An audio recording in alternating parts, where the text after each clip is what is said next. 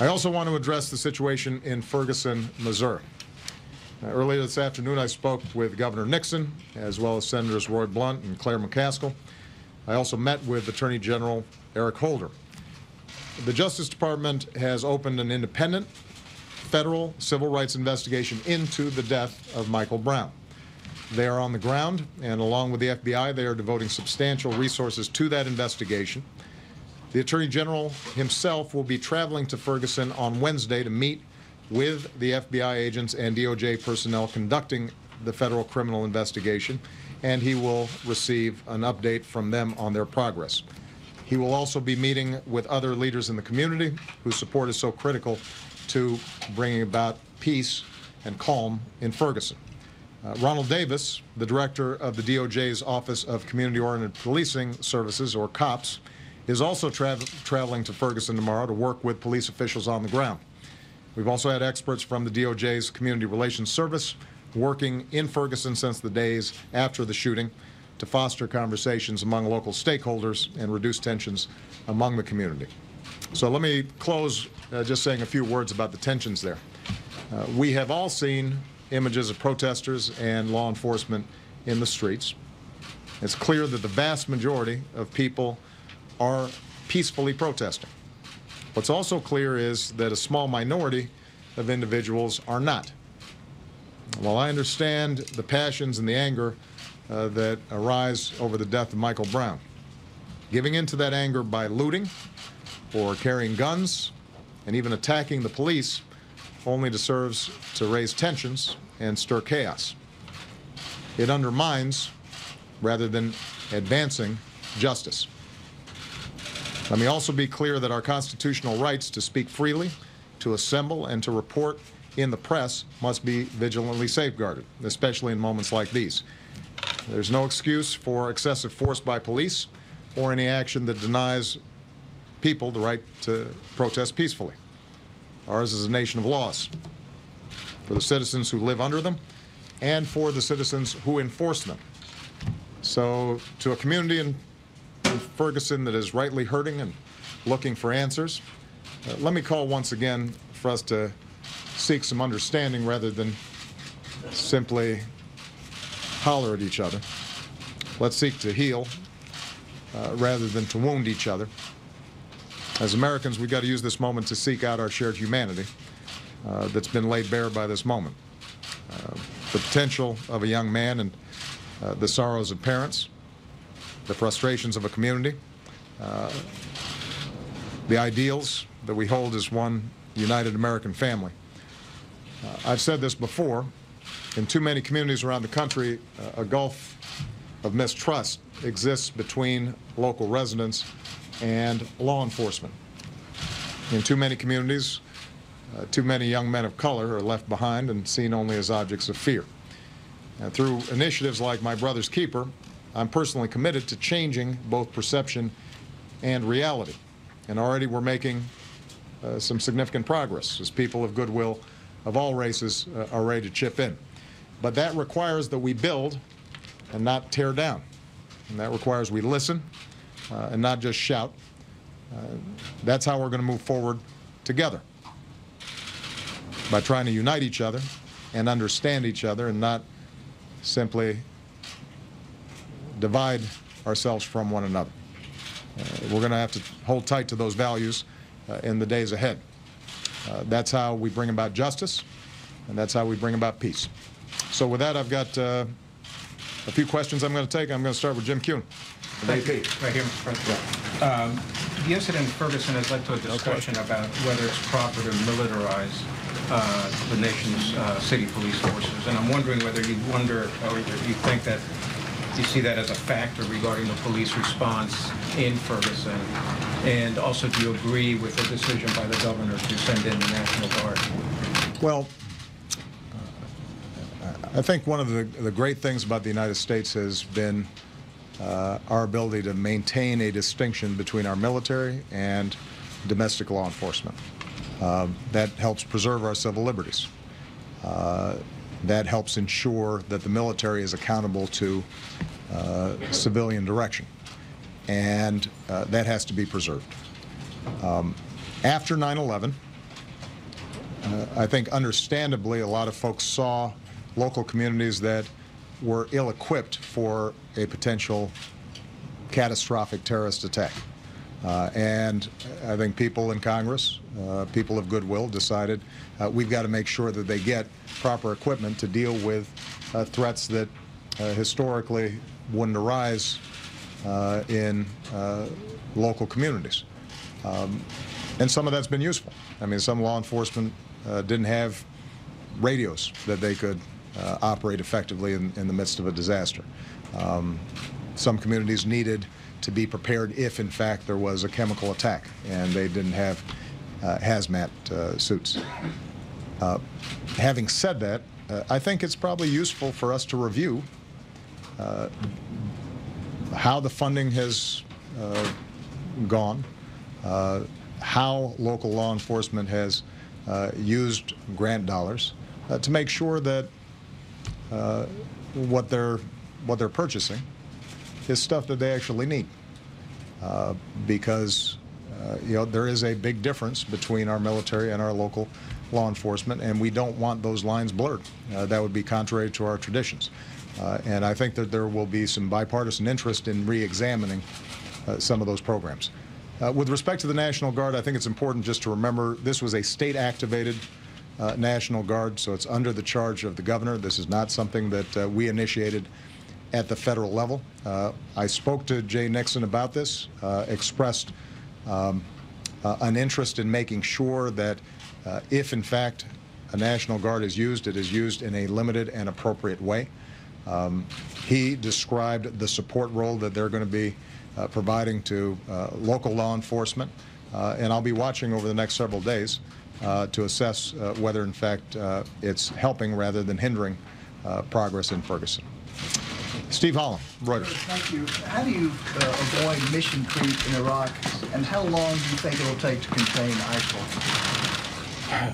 Well, I have been firm from the start that we are not reintroducing thousands of U.S. troops back on the ground to engage in combat. We're not the Iraqi military. We're not even the Iraqi Air Force. I am the Commander-in-Chief of the United States Armed Forces, and Iraq is going to have to ultimately provide for its own security. On the other hand, we've got a national security interest in making sure our people are protected and in making sure that a savage group that seems willing to slaughter people for no rhyme or reason other than they have not kowtowed to them, that a group like that is contained, because ultimately it can pose a threat to us.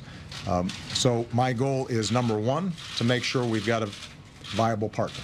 And that's why we have so consistently emphasized the need for a government formation process that is inclusive, that is credible, that is legitimate, and that can appeal to Sunnis as well as Shias and Kurds. We've made significant progress on that front, but we're not there yet. And I told my national security team today, and I will say publicly, that we want to continue to communicate to politicians of all stripes in Iraq. Don't think that because we have engaged in airstrikes to protect our people, that now's the time to let the foot off the gas and return to the same kind of dysfunction that has so weakened the country generally. Dr. Abadi has said the right things. I was impressed in my conversation with him about his vision for an inclusive government, but they've got to get this done because the wolf's at the door, and in order for them to be credible with the Iraqi people, they're going to have to put behind some of the old practices and actually create a credible, united government. When we see a credible Iraqi government, we are then in a position to engage with planning, not just with the Iraqi government, but also with regional actors and folks beyond the Middle East, so that we can craft the kind of joint strategy, joint counterterrorism strategy that I discussed at West Point, and I discussed several years ago at the National Defense College. Our goal is to have effective partners on the ground.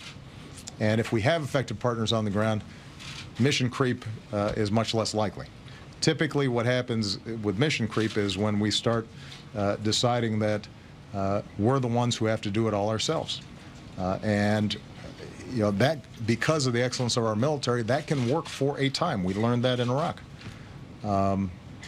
But it's not sustainable. It's not lasting. And so, you know, I've been very firm about this precisely because our goal here has to be able to build up a structure, not just in Iraq, but regionally, that can be maintained, and that is not involving us effectively trying to govern or impose our military will on a country that is hostile to us. How long do you contain ISIL then? Well, you know, I don't think, Steve, at this point I'm prepared to provide a blanket answer to that. A lot of it depends on how effectively the Iraqi government comes together. I think that you will see, if in fact that government formation process moves rapidly and credibly, that there will be a lot of actors in the region and around the world that are prepared to help and to step up assistance, many of whom may have been reticent over the last several years because the perception was, at least, that Baghdad was not being inclusive and that it was going to be self-defeating to put more resources into it. I think you'll see a lot of folks step up. Suddenly now Iraq will have a variety of partners, and with more folks unified around the effort, I think it's something that can be accomplished. It also means that there's the prospect of Sunni tribes who are the primary residents of areas that ISIL now controls, saying we've got a viable option. And we would rather work with a central government that appears to understand our grievances and is prepared to meet them, rather than to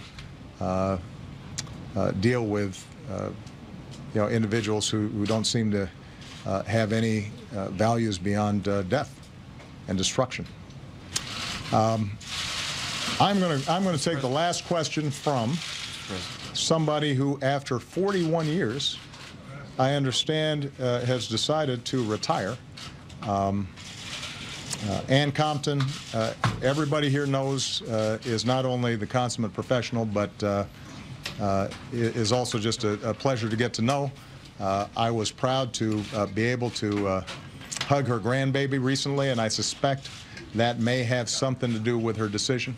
But I just want to say publicly, Ann, we're going to miss you, and we're very, very proud of the extraordinary career and work that you've done, and we hope you're not a stranger around here. So, Ann Compton.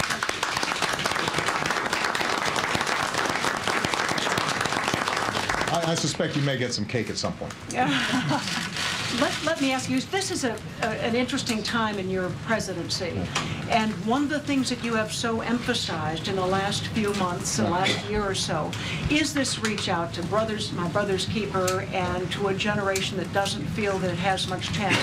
Sending the Attorney General to Ferguson is a step. Has anyone there asked you, or have you considered going yourself? Is there more that you personally can do, not just for Ferguson, but for communities that might also feel that kind of tension and see it erupt in the way it has in Ferguson?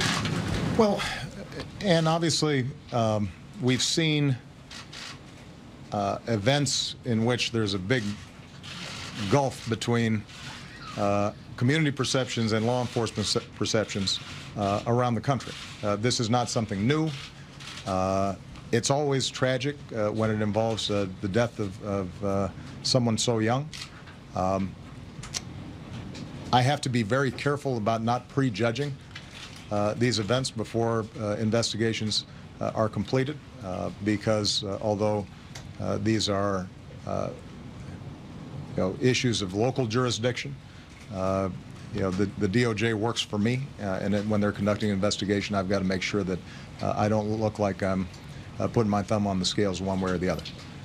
So it's hard for me to address a specific case beyond making sure that it's conducted in a way that is transparent, where there's accountability, where people can trust the process, hoping that as a consequence of a fair and just process, you end up with a fair and just outcome.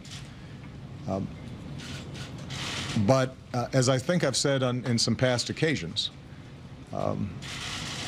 part of the ongoing challenge of perfecting our union has involved dealing with communities that feel left behind, who, as a consequence of tragic histories, often find themselves isolated, often find themselves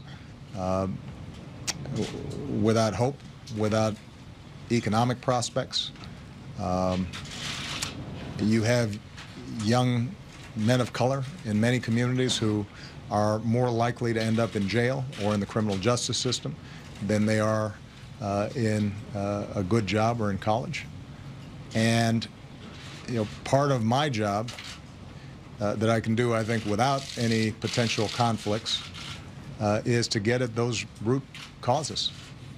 Now, that's a big project. It's one that we've been trying to carry out now for a couple of centuries. And we've made extraordinary progress, but we have not made enough progress. And so the idea behind something like My Brother's Keeper is, can we work with cities and communities and clergy and parents and young people themselves all across the country, school superintendents, businesses, corporations, and can we find models that work, that move these young men on a better track? Now, part of that process is also looking at our criminal justice system to make sure that it is upholding the basic principle of everybody's equal before the law. And one of the things that we've looked at during the course of where we can make, during the course of investigating where we can make a difference, is that there are patterns that start early. Young African-American and Hispanic boys tend to get suspended from school at much higher rates than other kids, even when they're in elementary school. They tend to have much more frequent interactions with the criminal justice system at an earlier age. Sentencing may be different. How trials are conducted may be different. And so one of the things that we've done is to include Department of Justice in this conversation under the banner of My Brother's Keeper, to see where can we start working with local communities to inculcate more trust, more confidence in the criminal justice system. And I want to be clear about this because sometimes I think there's confusion around these issues, and this dates back for decades. There are young black men that commit crime, and we can argue about why that happened, because of the poverty they were born into, or the lack of opportunity, or the school systems that failed them, or what have you. But if they commit a crime, then they need to be prosecuted because every community has an interest in public safety. And if you go into the African American community or Latino community, some of the folks who are most intent on making sure that criminals are dealt with are people who've been preyed upon by them. So this is not an argument that there isn't real crime out there and that law enforcement doesn't have a difficult job, and that they have to be honored and respected for the danger and difficulty of law enforcement. But what is also true is that, given the history of this country, where we can make progress in building up more confidence, more trust, making sure that our criminal justice system is acutely aware of the possibilities of disparities in treatment.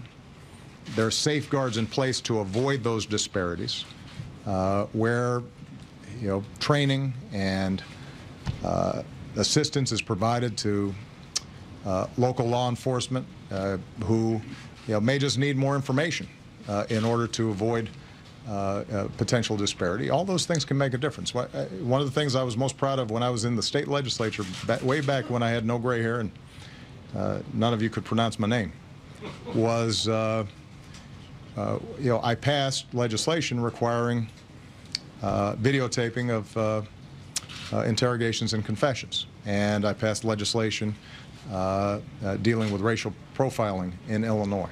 And in both cases, we worked with local law enforcement, and the argument was that you can do a better job as a law enforcement official if you have built up credibility and trust. And there's some basic things that can be done to promote that kind of trust. And in some cases, it was just a lack of information. And we want to make sure that we get that information to law enforcement. So there are things that can be done to improve the situation. But short term, obviously, right now, what we have to do is to make sure that the cause of justice and fair administration of the law is being brought to bear in Ferguson. In order to do that, we've got to make sure that we are able to distinguish between peaceful protesters who may have some legitimate grievances and may be long-standing grievances, and those who are using this tragic death as an excuse to engage in criminal behavior and tossing Molotov cocktails or looting stores. And that is a small minority of folks, and it may not even be residents of Ferguson, but they are damaging the cause. They're not advancing it. All right? Thank you very much, everybody.